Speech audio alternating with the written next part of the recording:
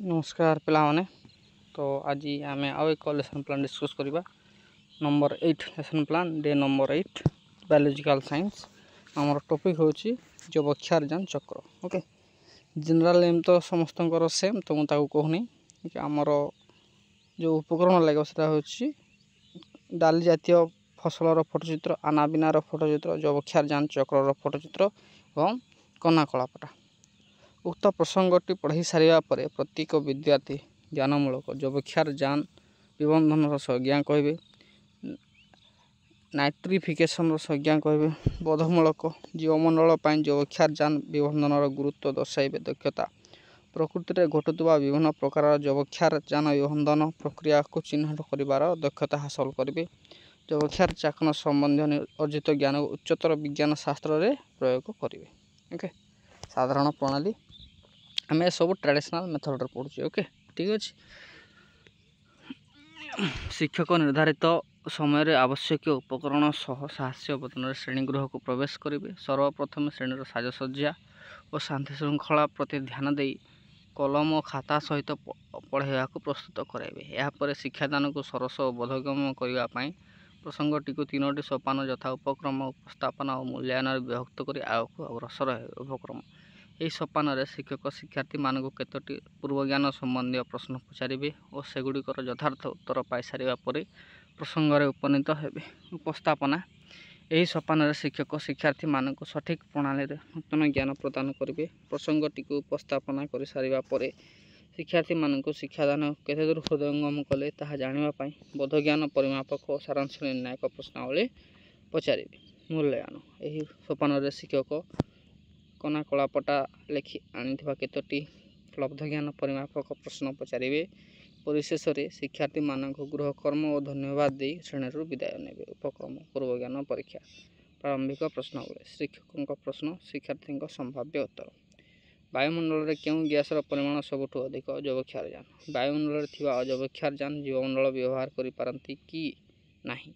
वायुमंडल में जबक्षारजान को व्यवहार योग्य करने और पुणी वायुमंडल निर्गत हवा प्रक्रिया को कौन कहुए? जबक्षारजान चक्र। ओके, से कहीपर नहीं। उद्देश्य ज्ञापन आप लास्ट क्वेश्चन सब ट्राए करेंगे जमती पिला तार उत्तर दे न पारे आकु नहीं आप निजर टॉपिक आरंभ करेंगे। उद्देश्य ज्ञापन प्रसंग उपनीतकरण उपरोक्त प्रश्नगुड़िकर सठिक उत्तर पाई सारा पर आज आम जबक्षारजान चक्र संबंध में आलोचना करवा बोली कही शिक्षक कलापटा स्थित खाली स्थान को पूरण करेंगे। प्रसंग जबक्षारजान चक्र। उपस्थापना नूतन ज्ञान प्रदान प्रदर्शन और आलोचना पद्धति। ओके, शिक्षक आनी जबक्षारजान चक्र चित्र को विद्यार्थी मान देखाइबे और विषय आलोचना करेंगे। जबक्षारजान उपस्थिति जबक्षारजान वायुमंडल सबुठार अधिक मात्रा रही है। यह प्राय 78% रही। वायुमंडल एत परिमाण रही उद्भिद और प्राणी मान द्वारा सीधा सड़क भाव में व्यवहार हो पारे ना और व्यवहार योग्य जबक्षारजान परिमाण मृत्तिका और जल में कम रही है। जैविक विबंधन केतेक बैक्टेरिया वायुमंडल में जबक्षारजान अणु को विबंधन प्रक्रिया एमोनियम बा NH4+ परिणत करथांती। किछि सहजीवी सिम्बायोटिक बैक्टेरिया यथा राइजोबियम डाली जातीय फसलर चेर मालभूमि पुंडक बा नोडल्स तैयारी करी जबक्षारजान विबंधन करते। आनाबिनार चित्र अच्छे एटा। ओके, जबक्षारजान विबंधन करथांती। ओके, बिजुली जनित प्राकृतिक विबंधन बिजुली और गड़गड़ी जो जबक्षारजान और अम्लजान रासायनिक विबंधन घटी नाइट्रोजन ऑक्साइड बा NOx जात हुए। ओके, यही ऑक्साइड वर्षा जल सहित मिसी माटी को आसे और माटी यार परिवर्तन घटी उद्भिद प्राणी उपयोग्य रसायन में परिणत हुए। आमोनियम सीधा सड़क ग्रहण करने उद्भिद मान पक्षर सहज हो नाटी अन्य केतेक बैक्टेरिया को उद्भिद ग्रहण करने भाई रसायन नाइट्राइट बा नाइट्रेट रे परिणत करथांती। प्रक्रिया को नाइट्रिफिकेशन कहुए। यही नाइट्राइट और नाइट्रेट उद्भिद शरीर में वृद्धि गठन और जैव रसायन प्रस्तुत व्यवहृत होगा सहित खाद्य श्रृंखल जरिया जीव जगतर समस्त जैविक प्रक्रिया गुड़िक व्यवहृत करथांती। यह आम शरीर विभिन्न जैव अणु यथा प्रोटीन, DNA, RNA इत्यादि एक मुख्य उपादान भाव में रही है। Ammonium bacteria ammonification bacteria protein और एमोन सहित आसी पदार्थ एमोनिया को व्यवहार करने फल यार एमोनिया नाइट्रिफाइंग बैक्टेरिया ନାଇଟ୍ରେଟ୍ରେ ପରିଣତ ହୁଏ। ଚକ୍ର ଯବକ୍ଷାର ଯାନ ଚକ୍ର ଆପଣ ଡ୍ରଇଂ କରିକି ନେଇଥିବେ। ଓକେ, ଠିକ୍ ଅଛି। ନାଇଟ୍ରିଫିକେସନ୍ ଅମ୍ଳଜାନର ଅଭାବ ଘଟିଲେ ଯବକ୍ଷାର ବ୍ୟାକ୍ଟେରିଆ ଡିନାଇଟ୍ରିଫିକେସନ୍ ପ୍ରକ୍ରିୟା ନାଇଟ୍ରେଟ୍ ଓ ନାଇଟ୍ରେଟ୍କୁ ଭାଙ୍ଗି ସେଥିରେ ଥିବା ଅମ୍ଳଜାନକୁ ଶୋଷଣ କରନ୍ତି ଓ ଯବକ୍ଷାର ଯାନକୁ ଗ୍ୟାସୀୟ ଅଣୁ ଭାବରେ ବାୟୁମଣ୍ଡଳକୁ ନିର୍ଗତ କରିଥାନ୍ତି। ବୋଧଜ୍ଞାନ ପରୀକ୍ଷା ବୋଧଜ୍ଞାନ ପରିମାପକ ପ୍ରଶ୍ନାବଳୀ ଆମ ଶରୀରରେ ଯବକ୍ଷାର ଯାନ କେଉଁଥିରେ ବ୍ୟବହୃତ ହୁଏ? ଡାଲି ଜାତୀୟ ଫସଲରେ ଚେରରେ ଥିବା ରାଇଜୋବିୟମର ନାମ କ'ଣ ଓ କାମ କ'ଣ? ବିଜୁଳି ଓ ଘଡ଼ଘଡ଼ି କିଭଳି ଉଦ୍ଭିଦ ପାଇଁ ଉପଯୋଗୀ ଯବକ୍ଷାର ଯାନ ପାଇବାରେ ସାହାଯ୍ୟ କରନ୍ତି? ସାରାଂଶ ନିର୍ଣ୍ଣାୟକ ପ୍ରଶ୍ନାବଳୀ ନାଇଟ୍ରିଫିକେସନ୍ କାହାକୁ କୁହାଯାଏ?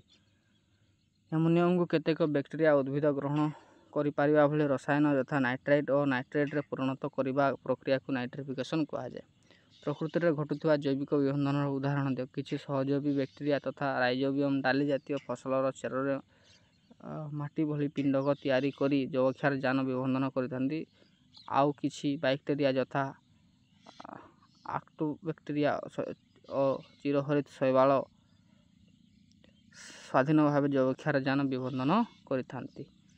ମୂଲ୍ୟାୟନ ବା ଲବ୍ଧଜ୍ଞାନ ପରୀକ୍ଷା ଲବ୍ଧଜ୍ଞାନ ପରିମାପକ ପ୍ରଶ୍ନାବଳୀ ଆଜିର ଶିକ୍ଷାଦାନକୁ ବିଦ୍ୟାର୍ଥୀ କେତେଦୂର ହୃଦୟଙ୍ଗମ କଲେ ତାହା ଜାଣିବା ପାଇଁ ଶିକ୍ଷକ ବିଦ୍ୟାର୍ଥୀମାନଙ୍କୁ କେତେକ ଲବ୍ଧଜ୍ଞାନ ପରିମାପକ ପ୍ରଶ୍ନ ପଚାରିବେ ଓ ସେଗୁଡ଼ିକର ସଠିକ୍ ଉତ୍ତର ପାଇସାରିବା ପରେ ବିଦ୍ୟାର୍ଥୀମାନଙ୍କୁ ଗୃହ କାର୍ଯ୍ୟ ଦେବେ ଓ ଧନ୍ୟବାଦ ଜଣାଇ ପାଠ୍ୟ ଉପକ୍ରମ ସହ ଶ୍ରେଣୀଗୃହରୁ ବିଦାୟ ନେବେ। ବ୍ୟାକ୍ଟେରିଆ ବାୟୁମଣ୍ଡଳର ଯବକ୍ଷାର ଯାନ ଅଣୁକୁ ଡେକ୍ସ ପ୍ରକ୍ରିୟାରେ ଆମୋନିୟମ୍ ବା NH4+ ପରିଣତ କରିଥାନ୍ତି। ଆମୋନିୟମ୍ ନାଇଟ୍ରାଇଟ୍ ଓ ନାଇଟ୍ରେଟ୍ରେ ପରିଣତ ହେବା ପ୍ରକ୍ରିୟାକୁ କ'ଣ କୁହାଯାଏ? ନିମ୍ନୋକ୍ତ ମଧ୍ୟରେ କେଉଁଟି ଉଦ୍ଭିଦ ପାଇଁ ବ୍ୟବହାର ଯୋଗ୍ୟ ଯବକ୍ଷାର ଯାନ? ଆମୋନିୟମ୍ ନାଇଟ୍ରାଇଟ୍ ନାଇଟ୍ରେଟ୍ ଉଭୟ। ଗୋଟିଏ ସହଜୀବୀ ଯବକ୍ଷାର ଯାନ ବିବର୍ତ୍ତନ କରୁଥିବା ବ୍ୟାକ୍ଟେରିଆର ଉଦାହରଣ ଦିଅ। ଡେକ୍ସ ଏକ ମୁକ୍ତ ଯବକ୍ଷାର ଯାନ ବିବର୍ତ୍ତନ କରୁଥିବା ବ୍ୟାକ୍ଟେରିଆ। ବିଜୁଳି ଓ ଘଡ଼ଘଡ଼ି ଯୋଗୁଁ ଯବକ୍ଷାର ଯାନ ଓ ଅମ୍ଳଜାନ ରାସାୟନିକ ବିବର୍ତ୍ତନ ଘଟି ଡେକ୍ସ ଜାତ ହୁଏ। ଗୃହ କାର୍ଯ୍ୟ ଯଦି ପ୍ରକୃତିରେ ଯବକ୍ଷାର ଯାନ ବିବର୍ତ୍ତନ ହେବ ତେବେ କ'ଣ ଅସୁବିଧା ହେବ ବୁଝାଇ ଲେଖ। ଓକେ, ନ ହେବ ତାହେଲେ କ'ଣ ଅସୁବିଧା ହେବ ମୁଁ ଆଉ ଥରେ ସ୍କ୍ରୋଲ୍ କରିଦେଉଛି। Hope it will help you in your internship during the school internship programme.